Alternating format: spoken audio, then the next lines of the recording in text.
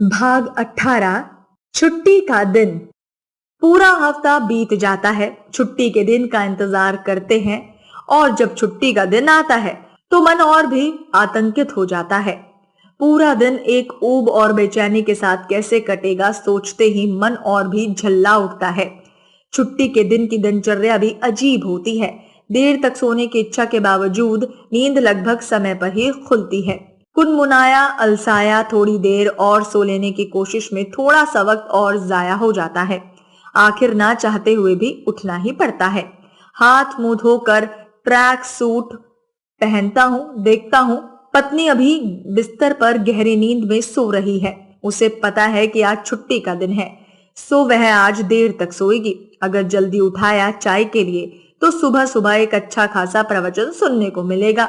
इसीलिए सारा छुट्टी का दिन सुबह की कड़वाहट से बर्बाद हो जाएगा। मन के अनुसार सारे काम होते भी नहीं है, जैसे हम चाहकर भी महंगाई को रोक नहीं पाते। हाँ, महंगाई से याद आया, 2 महीने हो गए बिजली का बिल जमा किए।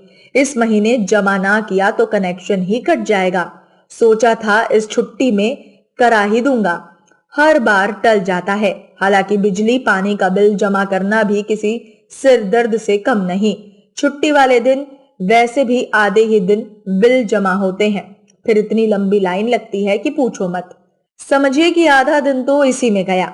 मैं घड़ी देखता हूँ, सुबह के 7 बज रहे हैं। मैं पत्नी को घर में सोता छोड़कर बाहर घूमने निकल जाता हूँ। सुबह घूमने के बहाने एक पंथ 2 काज हो जाते हैं। दरअसल घर खर्च कम करने की कवायद में 2-3 महीने पहले पत्नी ने घर आने वाले अखबार को बंद करा दिया।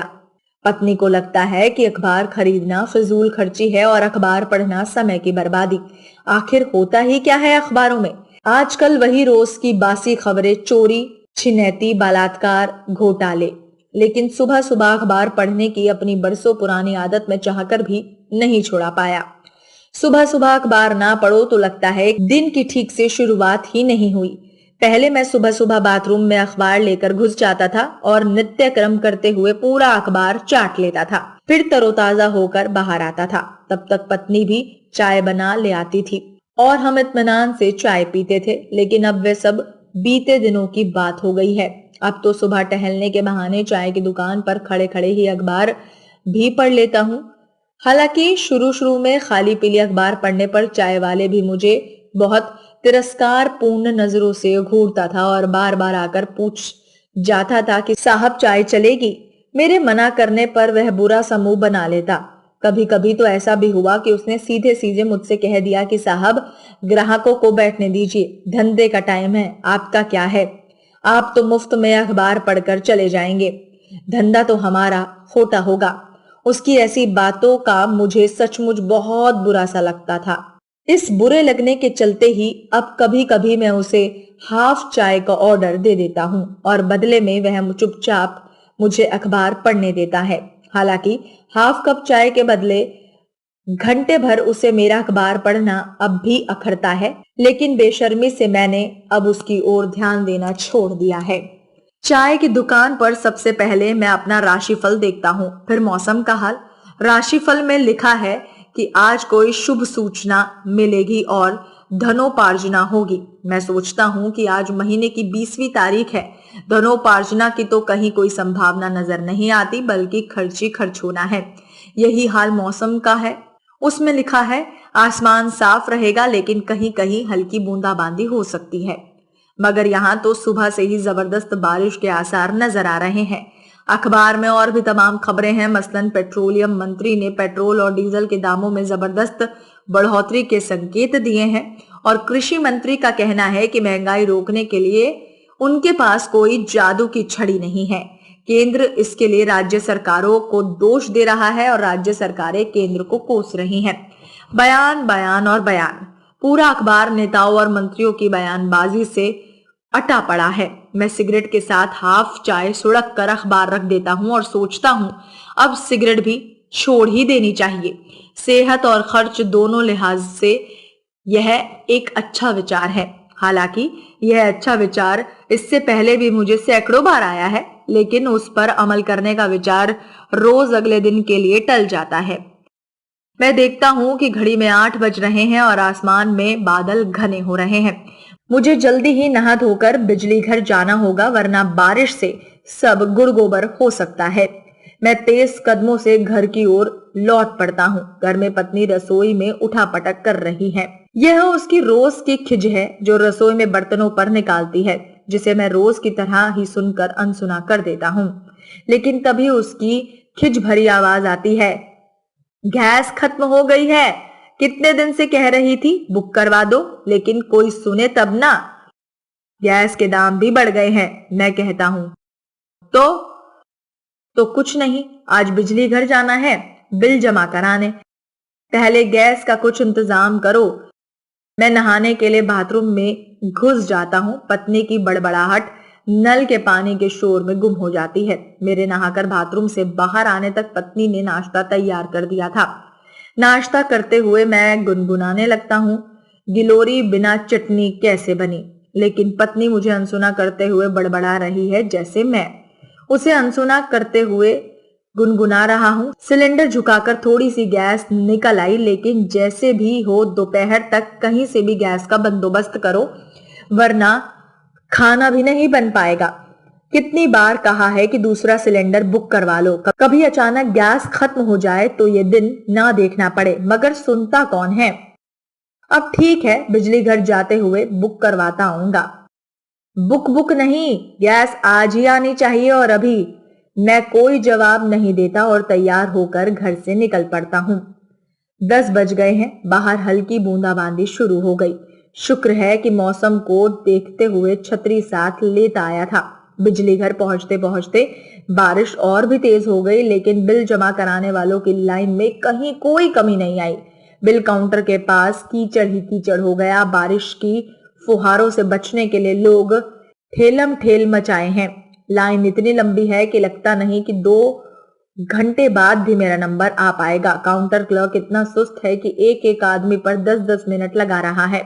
लोग कुनमुना रहे हैं और सरकारी कर्मचारियों की कालहिली को कोस रहे हैं। बीच बीच में कोई काउंटर क्लर्क का जान पहचान वाला आ जाता है तो उसका काम आउट ऑफ द वे जाकर भी हो जाता है, जिससे लाइन में लगे लोगों का गुस्सा बढ़ जाता है और हल्ला शुरू हो जाता है। हालांकि इस हल्ले का कोई असर नहीं होता, बस लोग बड़बड़ाते रहते हैं और जान पहचान वाले या दबंग लोग लाइन को ढकिया कर अपना काम करा ले। मैंने घड़ी देखी, 11:30 होने को आए थे। अब भी 5-7 लोग लाइन में हैं। मेरी बेचैनी बढ़ जाती है। लगता नहीं कि आज मेरा नंबर आ पाएगा। एक एक पल भारी होता जा रहा है। 11:50 हो गए। 2 लोग अब भी मेरे आगे हैं। मैं हड़बड़ी में हूँ। भैया जरा जल्दी करो। काउंटर क्लर्क घूर कर मेरी ओर देखता है। उसकी घुड़की में एक हिकायत है। काम ही कर रहा हूँ, कोई मक्खी तो नहीं मार रहा। उसने मेरी बात का जवाब दिया। जानता हूं कि क्लर्क से बहस करने का कोई मतलब नहीं, वरना भी काउंटर बंद कर देगा। बहरहाल मेरा नंबर आखिरकार आ ही गया। घड़ी में अभी 12 बजने में 5 मिनट बाकी हैं। मैं जैसे ही बिल की रसीद उसकी ओर बढ़ाता हूं, वह पेशाब का बहाना करके उठ जाता है। मैं उसकी इस हरकत पर खिज उठता, पर कुछ कह नहीं पाता।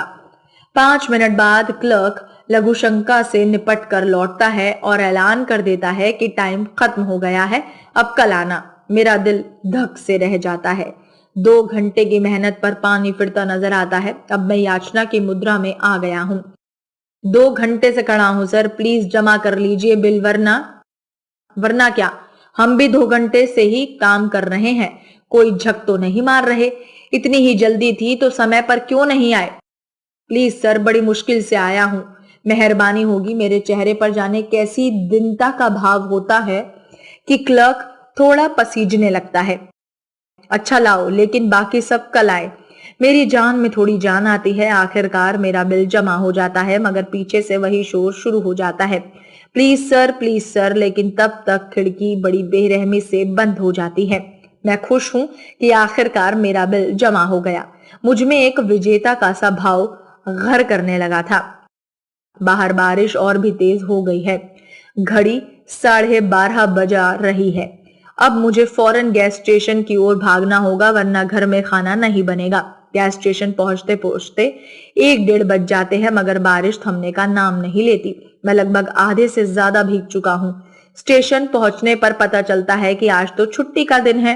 हे भगवान, अब क्या होगा? मेरे हाथ पांव फूलने लगते हैं। मैं आसपास लोगों से पूछता हूँ, रिरियाता हूँ, घर में गैस खत्म होने का हवाला देता हूँ। मेरे पेट में चूहे भी कूदने लगे हैं। घर में पत्नी भी भूखी होगी, मैं सोचता हूँ। तभी बीड़ी का सुट्टा लगाता हुआ एक दलाल टाइप आदमी मेरे पास आता है। वह घूरकर एक नजर मेरी ओर देखता है। गैस चाहिए? हाँ, ब्लैक में मिलेगा, 30% एक्स्ट्रा। ये तो बहुत ज्यादा है, कुछ कम में नहीं होगा? लेना है तो बोलो, वरना रास्ता नापो। मुझे पत्नी का खिज है और हताशा से भरा चेहरा याद आ जाता है। मैं फौरन हाँ कह देता हूँ। कितना लगेगा? 700 रुपए। मैं पर्स टटोलता हूँ। पर्स में सिर्फ 500 रुपए हैं। मैं 500 रुपए उसे सौंप देता हूँ। सिलेंडर घर पहुंचाओ, बाकी के पैसे घर पर दूंगा। सिलेंडर घर पहुंचाने के 50 रुपए एक्स्ट्रा लगेंगे। वह मेरी मजबूरी का फायदा उठा रहा है। मैं कहता हूं, ये तो ज्यादती है। ज्यादती व्यादती कुछ नहीं, एक तो छुट्टी का दिन, ऊपर से मौसम देख रहे हैं। मैं झल्लाता हुआ मगर कुछ नहीं कर पाता। फौरन सिलेंडर घर पहुंचाने को कहकर उसके साथ चल देता हूं। घड़ी में 2 बज रहे हैं। बारिश अब भी रुकने का नाम नहीं ले रही। हालांकि गैस मिल जाने से मेरे भीतर एक सुकून सा आ गया। अब बारिश से भीगी मिट्टी की सौंधी गंध मुझे अच्छी लगने लगी। सिलेंडर के साथ जैसे तैसे मैं घर पहुंचता हूँ। 2:30 बज चुके हैं। पत्नी का पारा 7वें आसमान पर है। मैं उसकी ओर ध्यान नहीं देता और गैस वाले का बकाया भुगतान कर उसे रवाना कर देता हूँ। पत्नी भी बिना मुझसे कुछ कहे सिलेंडर रसोई में रखवा लेती है और खाना बनाने में जुट जाती है। कुकर की सीटी और खाने की खुशबू से मेरी भूख और भी बढ़ जाती है। इस बीच मैं रूठी पत्नी को मनाने की योजना बनाने लगता हूँ। 3:30 तक खाना बनकर तैयार हो जाता है और मैं झटपट खाने बैठ जाता हूँ। खाना आज कुछ ज्यादा ही स्वादिष्ट लग रहा है। मैं भरपेट खाकर एक जोरदार डकार लेता हूँ। पत्नी भी चुपचाप खाना खाकर बर्तन समेटकर रसोई में चली जाती है। मैं आराम की मुद्रा में थोड़ी देर टीवी देखने के लिए टीवी ऑन करता हूँ, मगर बिजली गुल। कमबख्त, बिजली में भी इन दिनों 7-8 घंटे की कटौती होने लगी है। रोज रोज के धरना प्रदर्शन के बावजूद बिजली की हालत इन दिनों बद से बदतर होती जा रही है। अभी 4 दिन पहले गुस्साए लोगों ने बिजली विभाग के एसडीओ की उसके दफ्तर में सरेआम पिटाई भी कर दी थी, मगर सरकार के कान पर जू रेंगने का नाम नहीं लेती। हारकर बिस्तर पर लौटकर लेट जाता हूँ। हालांकि नींद फिर भी नहीं आती। मैं बार बार घड़ी देखता हूँ। 4:30 बज चुके हैं। पत्नी रसोई घर से कमरे में इस तरफ प्रवेश करती है जैसे सारा दिन धूप में तपकर पत्थर तोड़ती मजदूर हो। आते ही बिस्तर पर कुंभकर्ण की तरह सो जाती है। उसकी गहरी नींद ने मेरी थकावट को भी खुद में घोल दिया। मैं भी कब सो गया पता ही नहीं चला। अब उसका गुस्सा काफुर हो चुका है। तमाम परेशानियां उसके एक मुस्कान के आगे बौनी हो जाती हैं। तभी अचानक पत्नी की आवाज आती है, चाय पी लो, ठंडी हो जाएगी। मैं पलकों से नींद की चादर खिसकाते हुए मुंह से लंबी उबासी के साथ थकावट बाहर फेंकता हुआ उठ बैठता हूँ। दोनों मिलकर चाय पीते हैं और मैं चाय पीते पीते पत्नी को 4000 की चपत की कहानी सुनाने लगता हूँ। पत्नी कुछ बोली तो नहीं, पर उसके हाव भाव मेरी दुखती रग के साथ खड़े दिखाई दे रहे थे। मुझे पुनः उस उदासी से निकालने के लिए पत्नी जी ने खुशनुमा मौसम की ओर मेरा ध्यान दिलाया और उसकी इस सहानुभूति ने मेरे कदमों में बाजार तक टहलने के लिए नव ऊर्जा का संचार कर दिया। हम बाजार में हैं। शाम के 7 बज रहे हैं। अंधेरा घिरने लगा है। बाजार में चारों ओर जगमगाहट है। लगता है जैसे मौसम का लुत्फ लेने पूरा शहर घरों से बाहर निकल आया है। परिवार के परिवार इत्मीनान में टहल रहे हैं या आइसक्रीम खा रहे हैं। कितने दिन हुए इतने अच्छे मौसम में हमें बाजार आए ना, पत्नी कहती है और मैं उसकी हाँ में हाँ मिला देता हूँ। टहलते टहलते हम एक शॉपिंग मॉल के सामने आ जाते हैं। मॉल रंग बिरंगी रोशनियों में जगमगा रहा है और अपनी भव्यता और वैभव से पूरे शहर को मुंह चढ़ा रहा है। शहर में पिछले 2 साल में 5 मॉल और मल्टीप्लेक्स खुले हैं और सब एक से बढ़कर एक। इसी बीच रेहड़ी और खोमचे वालों की एक पूरी दुनिया ही उजड़ गई है और साप्ताहिक हाट बाजार का हाल बद से बदतर हो गया है। मॉल के आसपास रेहड़ी और खोमचे लगाने की सख्त मनाही है और कभी भूल से भी किसी ने ऐसा दुस्साहस कर लिया तो उसके लिए पुलिस का जालिम डंडा तो है ही। बहरहाल मॉल के आगे लंबी लंबी गाड़ियों की लाइन लगी है और उसमें चढ़ते उतरते लोग मुझ में बेतरहीन भावना पैदा कर रहे हैं। वह किसी दूसरी दुनिया से आए हुए लगते हैं, जिनकी जेबें नोटों से भरी हुई हैं और जिनके चेहरे पर कहीं किसी दुख, परेशानी या मुश्किल के निशान नहीं है। मॉल के भीतर जगमग रोशनियों के बीच वस्तुओं का पूरा बाजार है, जिनके ऊपर उनकी कीमतों के टैग लगे हुए हैं। यहाँ हर चीज ब्रांडेड है और ब्रांड की ही कीमत है। लोग यहाँ चीजें अपनी जरूरत के हिसाब से नहीं, ब्रांड के हिसाब से लेते हैं। एक ब्रांडेड जींस की कीमत 4,000, जूता 7,000 और बित्ते भर टॉप 2,000। मेरे बगल में खड़ी एक अल्ट्रा मॉडल लड़की झटपट एक जीन्स और टॉप उठाती है और उन्हें आजमाने के लिए ट्रायल रूम में घुस जाती है। वह क्रेडिट कार्ड से पेमेंट कर बेपरवाही से टहलते हुए मॉल से बाहर निकल जाती है। पत्नी वहां तमाम चीजों को ललचाई निगाहों से उठा उठा कर देख रही है, फिर उनकी कीमतें पढ़कर मायूस हो जाती और चुपचाप उन्हें यथास्थान रख देती। कुछ जरूरी चीजों की खरीदारी के बाद हम जगमग रोशनियों के उस संसार से बाहर आ जाते हैं। घड़ी में 8:30 बज रहे हैं। रास्ते में गोलगप्पे खाने के बाद अपनी तमाम अधूरी इच्छाओं के साथ हम घर की ओर लौट पड़ते हैं। आखिर सुबह दफ्तर के लिए जल्दी उठना भी तो है।